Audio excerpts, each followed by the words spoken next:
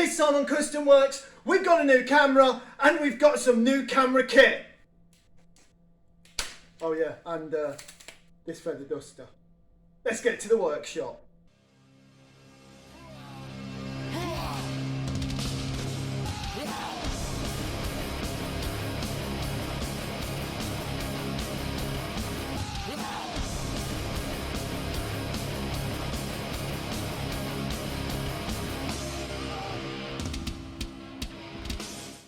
Right, and so, back in the 60s truck, we put all this foam on it. And at the minute, you know what I mean, this is looking like John Merrick's left nut. This is no good.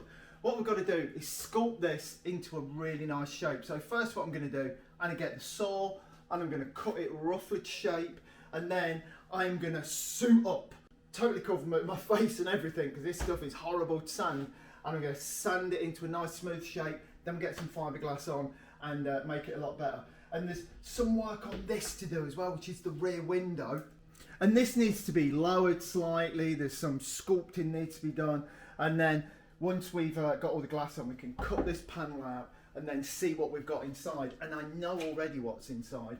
I know that about here is a big piece of 2x2 steel that runs across, which makes the whole thing rigid. You know, it's not going to look very good. But I have great ideas for how to totally show car it up.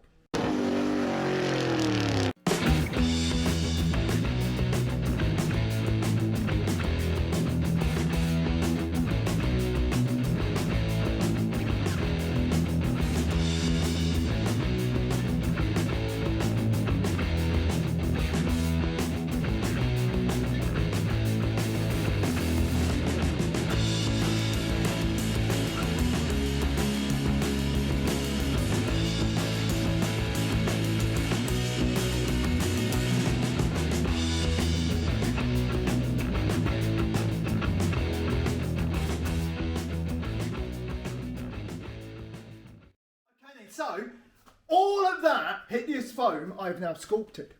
Okay, so I've sanded down this carbuncle of expanding foam, and now we've got it to a better shape. Now I've got to say, on most things, I don't mind the dust and stuff. This stuff is hideous to sand. And you've got to wear goggles, because for some reason it chokes up your eyes. And then, because you're wearing a mask as well, those goggles will steam up. I cannot believe it is beyond the capability of man to make a pair of goggles you can wear a mask with. Yet again, I'm left with the thing of lose an eye or lose a lung. Probably rather lose an eye. But anyway, I got through in a very misty haze. Yeah, this is all to a nice shape now. So what I'm going to do is I'm going to cover all of this in silver aluminium tape. And that's going to stop the fiberglass resin sort of just rotting this away when it goes on. And once that fiberglass is on, once that's dry, then we'll start getting some filler on it and really get this shape dialed in, because I want, you know, bits like this to be nice and pointed, you know, this to be really smoothly flared into the body. At the minute there's a real sort of clunk just there, so that will, you know, all need feathering in. Hey, so just here we've got some really nice detail just in the foam. Normally I don't get this sort of level of detail in the foam, because foam is really for a general shape rather than for, you know, like the finished shape. Okay then, so I've got all this to a good shape.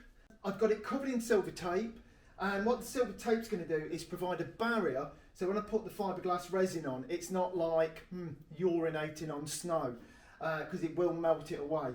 So now I'm just covering it in a couple of layers of fiberglass mat, and then I'll wet that all out with some resin, and then I can start filling it. But it's looking pretty good. I like the shape. I like the shape probably more than I did when it was that big lump, but I think that's obvious.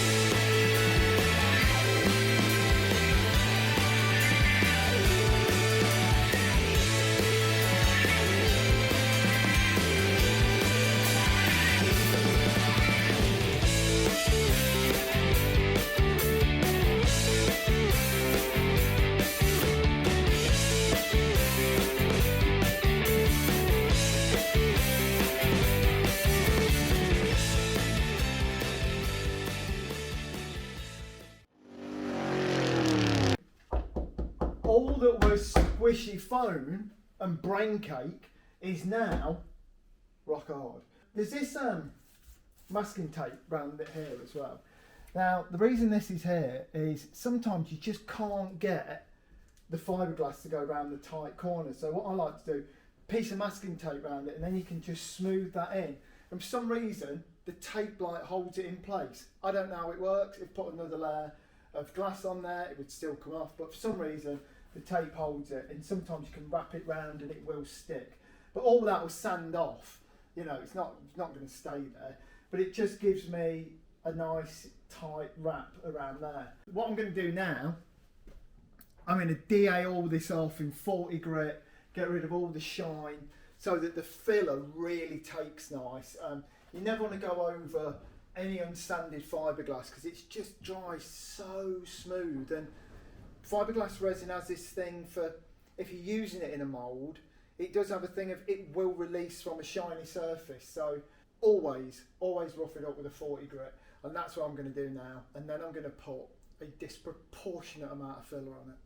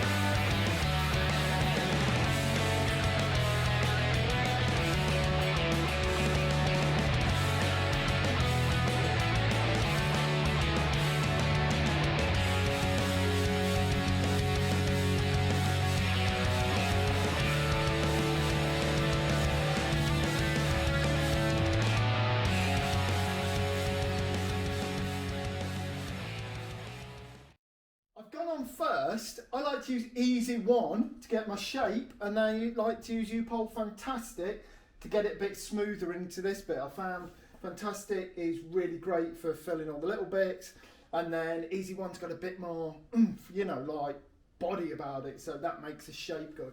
But it's starting to look good, starting to get a really smooth fade into there, and the lines of this and the contours of it are looking good. And don't forget, all the lines on this do sort of line up with a motorbike, so it seems abstract now, but when the bike's in there, everything makes, well, not complete sense, but slightly more sense. We've done a lot of sanding, and this is really coming good. Got some nice curves in there, still going to need quite a bit more. And what you got to think is this car's going to be shiny, so we've really got to get that quite straight, and a lot of this will probably be finished by hand with the block. But it's coming on, and we're getting there. I have started something on the other side though. So this is the start of the side trim on the car. Already done on the other side. On the other side it just comes a bit into the door. On this side I'm going to take it right to the back of the door, and that's going to be part of the sort of asymmetric design of the car. Once this comes back here, right back to here, and that's going to have like a golden infill to it. So that's going to look pretty good. All I'm doing with this is just a strip of dye bond, and then I've screwed it at the bottom, then I've used these screws to adjust it off there, just so it's nice and straight and running parallel to this bit of bonnet. And what I'll do with this is I'll backfill this with foam, and then it will be all nice and dry tomorrow. I could put an edge in round it to make it just like the other side. But I'm going to take this across here, into this door. That's as far as I've got at the minute. And just so that's like a bit clearer in your mind, this is what it's going to be like. So we've got this here, this is just sort of roughed out in dye bond and filler. But this is what we're going for, but we're going to come all the way back on the other side, just so, you know, see it on the left. It looks good, then see it on the right, it's like a whole different car. Okay, so we've got to move the meat wagon, and just thought, you know, we're just turning it around so we can get it back in the big tent and we can do all the inside of it, get it off the ramp at last. But I thought you might like just to see it in its natural habitat. Anything where this is on the road, let me just stress, that's all CGI'd. None of that's real. All CGI, obviously never going on actually on the road. So let's have a look at some of these special effects mixed in with the true live action.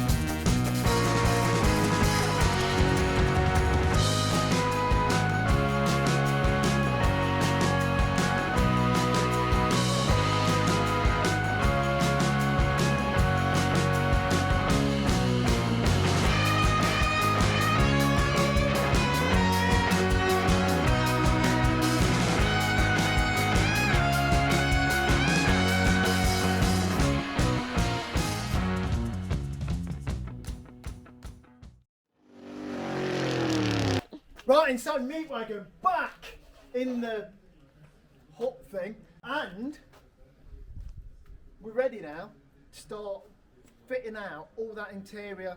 Gonna make everything in plywood, then clad everything in stainless, and finally start to get this thing closer to the finish line. Right, and so another thing on this, we want to cover up these truck wheels. So I found these that are off like a lorry, but this is a bit too big, although they do look awesome like that. But I'm thinking I'm going to trim a bit off these, make a plate and fit them on, and these will be the wheels on the meat wagon. But that's for another day. Right now, let's have a look at how the air suspension works on the back. So then, even though the meat wagon is only on a sister bags that give me about 4 inch of adjustment, I can lift the back so far off the ground because there's quite a lot of overhang, so that gets off stuff.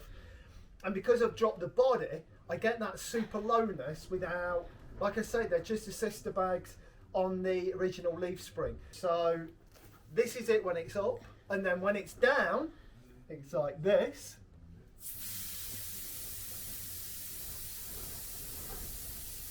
Kind of a slow dancer, you know. We're never going to get this to bounce.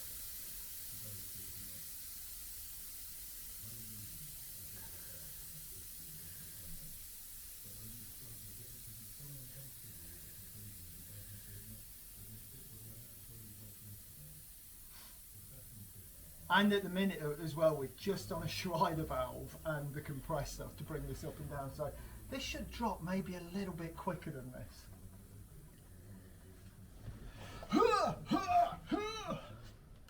And there we are, down, almost on the ground, but definitely like low enough for it to look awesome. But then once them bags are pumped up, it just gives it that extra little bit of height, and you know, it can really get over some quite bad dips and bumps. For one, it can now get out of our drive without scraping the back, so it's definitely worked. This is some terrain vehicle, but by no means is it all terrain.